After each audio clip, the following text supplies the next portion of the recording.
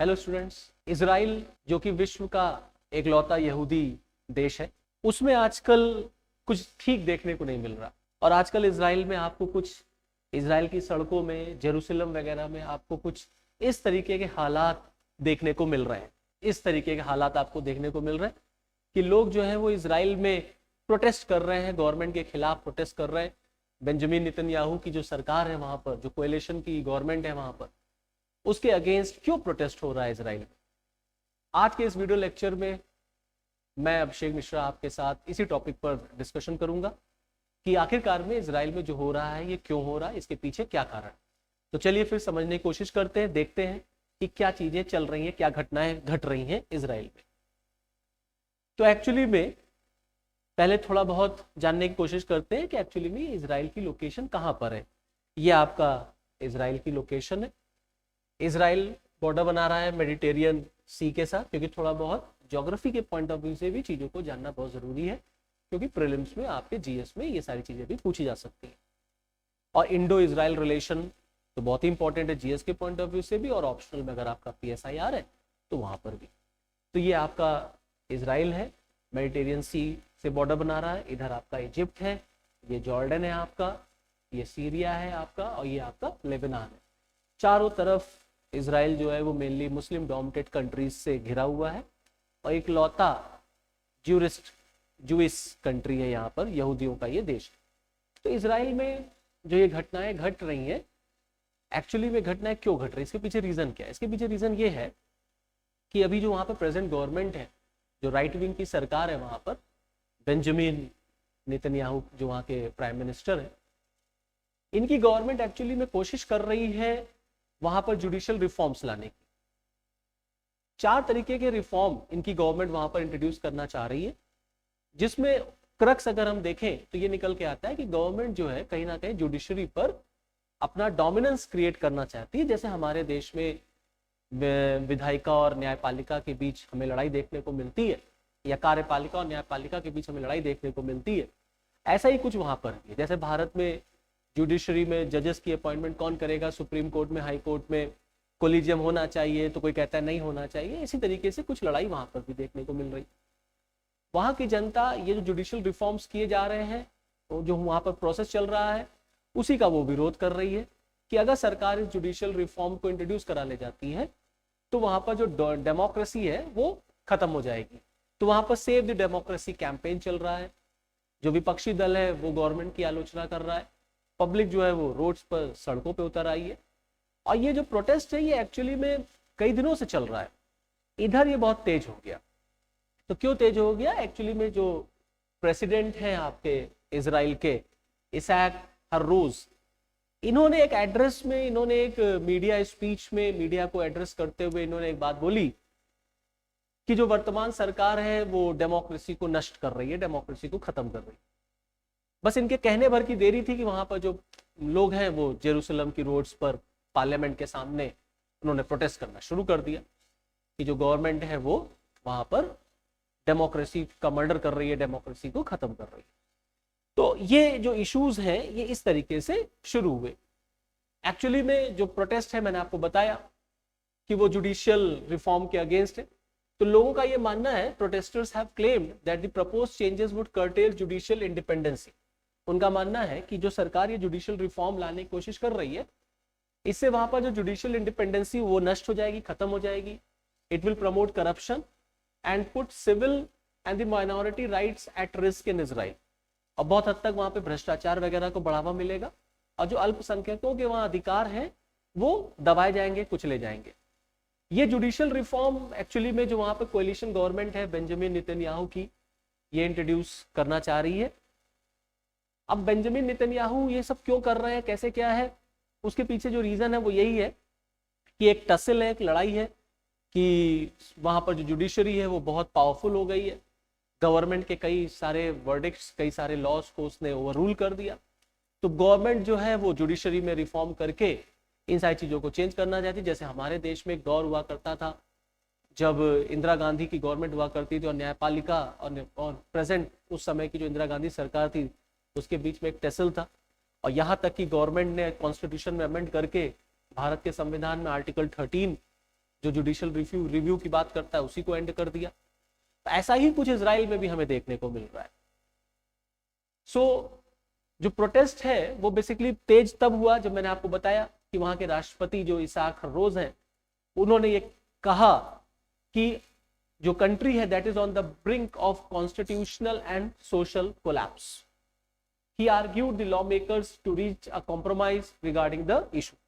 तो उन्होंने बोला कि जो देश है, जो इजराइल है, वो संवैधानिक और जो वहां सामाजिक ताना बाना है वो नष्ट होने के कगार पर है।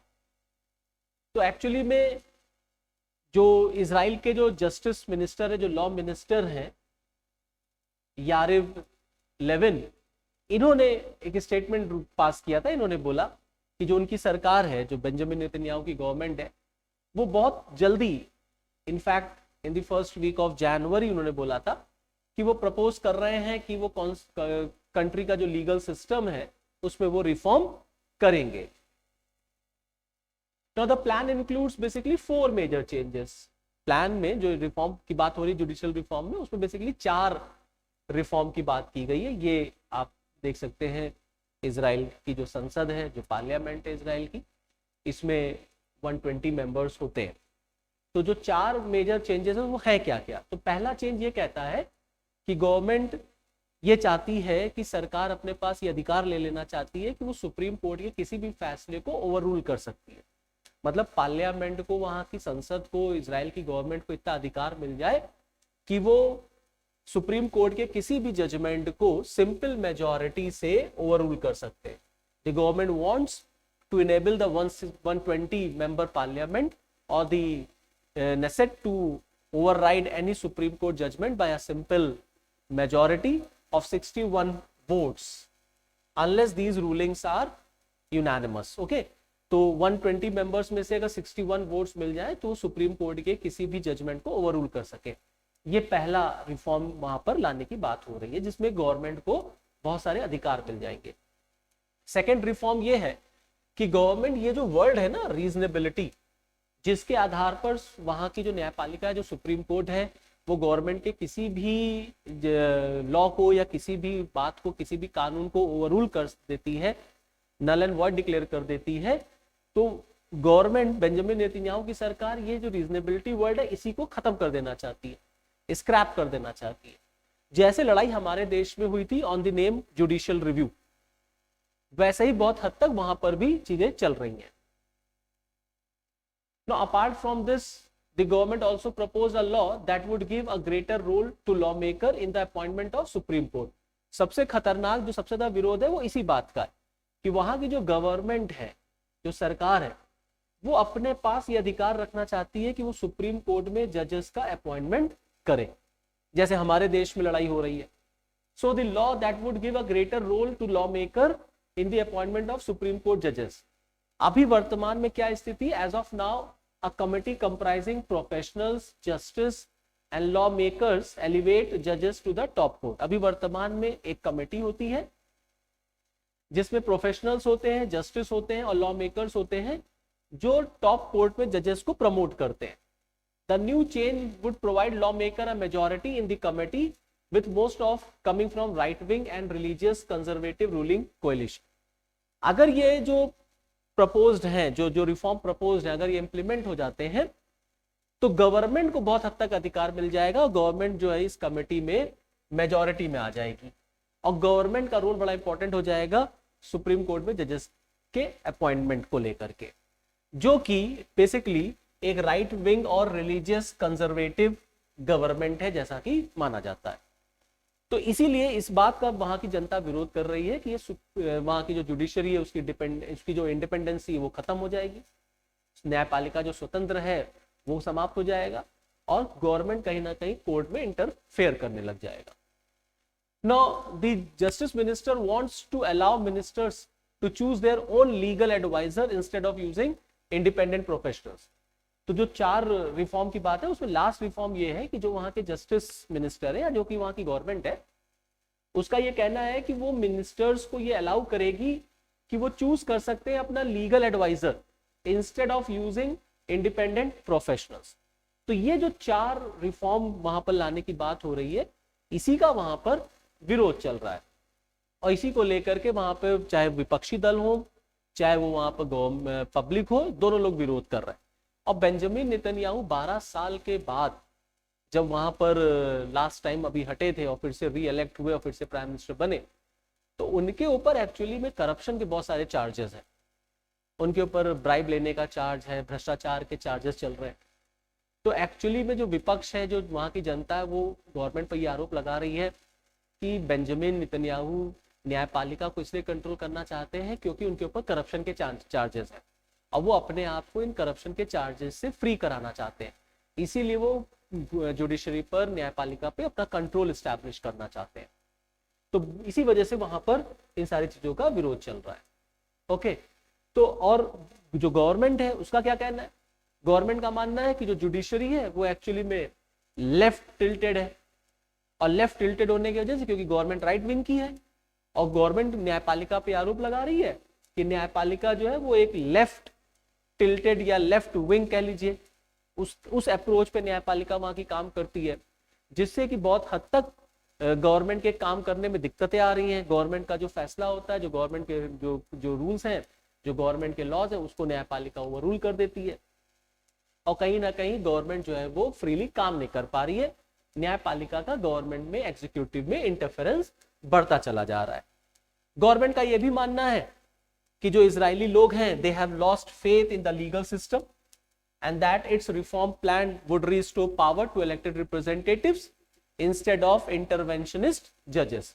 सरकार का यह मानना है कि जो इजराइल की जनता है उसने लीगल सिस्टम से उसका फेथ खत्म हो गया, उसका विश्वास खत्म हो गया, और ये रिफॉर्म अगर इंप्लीमेंट हो जाएंगे तो बहुत हद तक जो इजराइल की जो जनता है उसका जो फेथ है वो फिर से रिस्टोर हो जाएगा, उसका विश्वास फिर से जगेगा to the elected representatives instead of interventionist जजेस। इंटरवेंशनिस्ट जजेस से हट करके इलेक्टेड रिप्रेजेंटेटिव में पब्लिक का विश्वास रिस्टोर हो जाएगा। तो गवर्नमेंट अपने फैसले को सही ठहरा रही है, वहां के विपक्षी दल, वहां की जो जनता है वो विरोध कर रही है, जैसा कि हमें अपने देश में भी देखने को मिलता है।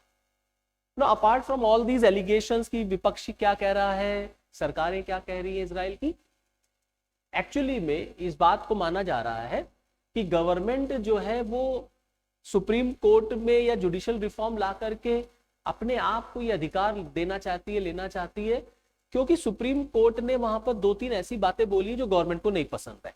जैसे फॉर एग्जांपल सुप्रीम कोर्ट के जजमेंट से गवर्नमेंट वहां का छुटकारा पाना चाहती, किस बात का? तो अभी सुप्रीम कोर्ट ने एक्चुअली में रूलिंग किया था जिसमें कोर्ट ने कहा that the rulings outline Israel outpost on private Palestine land and also to curtail social reforms including those that would impact the LGBTQ community। तो गवर्नमेंट का ये मानना है कि अगर सुप्रीम कोर्ट पर सरकार का कंट्रोल हो जा रहा है, जुडिशियल रिफॉर्म इंप्लीमेंट हो जा रहे हैं, तो सुप्रीम कोर्ट के उस फैसले से इजराइल की सरकार को छूट मिल जाएगी, जिसमें सुप्रीम कोर्ट ने जो वेस्ट बैंक पर इजराइल की तरफ से सेटलमेंट्स किए जा रहे हैं, जो लोगों को बसाया जा रहा है वेस्ट बैंक पर, उसको वहां की सुप्रीम कोर्ट ने गलत ठहरा दिया था। इस चीज से इजराइल की गवर्नमेंट अब उसको चेंज करा पाएगी और कहीं ना कहीं जो इजराइल का जो एक्सपेंशन की जो पॉलिसी है, जो इजराइल पैलेस्टीन विवाद है, उसमें इजराइल की गवर्नमेंट जो है अपने आप को आगे रख पाएगी, क्योंकि वहां का जो वेस्ट बैंक है उसमें जो इजराइल के जो आउटपोस्ट हैं, जो इजराइल वहां सेटलमेंट कर रहा है, उसको कोर्ट ने ठीक नहीं माना था। प्लस जो वहां की सुप्रीम कोर्ट है उसने बहुत सारे सोशल रिफॉर्म्स से रिलेटेड वर्डिक्ट दिए, उसको भी वहां की सरकार बदलना चाहती है, चेंज करना चाहती है, जो कि जो आपके LGBTQ कम्युनिटी है उन पर उसका असर पड़ता है। Now, experts also argue that the proposed reform in judicial might be used by the ruling party to influence Netanyahu's corruption trial। जो एक्सपर्ट्स उनका ये मानना है कि नेतन्याहू के ऊपर जो करप्शन के चार्जेस लगे हैं, जो ट्रायल चल रहा है, वो उससे अपने आप को बचाना चाहते हैं, इसीलिए वो ये सारा तामझाम कर रहे हैं, इसीलिए वो ये जो जुडिशियल रिफॉर्म है उसकी ये बात कर रहे हैं। ओके, अब क्योंकि सारा इशू चल रहा है, वहां पर विरोध प्रदर्शन हो रहा है, तो आरोप प्रत्यारोप का दौर चल रहा है वहां पर। टाइम्स ऑफ इजराइल ने भी रिपोर्ट किया that if this legislation passes the democratic chapter in the life of the state will and. अगर ये रिफॉर्म इंप्लीमेंट हो जाते हैं तो जो democratic chapter in the life of the state वो खत्म हो जाएगा, समाप्त हो जाएगा, मतलब एंड ऑफ डेमोक्रेसी रहेगा। जो वहां के फॉर्मर डिफेंस मिनिस्टर हैं, रह चुके हैं, उन्होंने भी बोला कि वहां पर सिविल वॉर जैसे हालात पैदा हो सकते हैं। नेतन्याहू का कहना है, जो वहां के प्रेजेंट प्राइम मिनिस्टर है, उनका मानना है कि taking this country towards anarchy, ये जो कुछ भी वहां पर हो रहा है, उन्होंने अपने क्रिटिक्स जो उनके आलोचक हैं उनकी आलोचना करते समय नेतन्याहू ने कहा कि ये जो विपक्ष करवा रहा है वहां पर, या वहां की जो जनता कर रही है, ये एक इजराइल को एनार्की की तरफ, अराजकता की तरफ लेके जाएगा। और अधिकतर जो नागरिक हैं इजराइल के, वो इजराइल में एकता चाहते हैं, शांति चाहते हैं और एक स्ट्रॉन्ग इजराइल चाहते हैं। इसीलिए वो ये सारे धरना प्रदर्शन को जल्द से जल्द खत्म करें, बंद करें, और जो वो कर रहे हैं वो एक स्ट्रॉन्ग इजराइल के लिए, पब्लिक के वेलफेयर के लिए कर रहे हैं। Okay, so this is all from this topic. Thank you and all the best.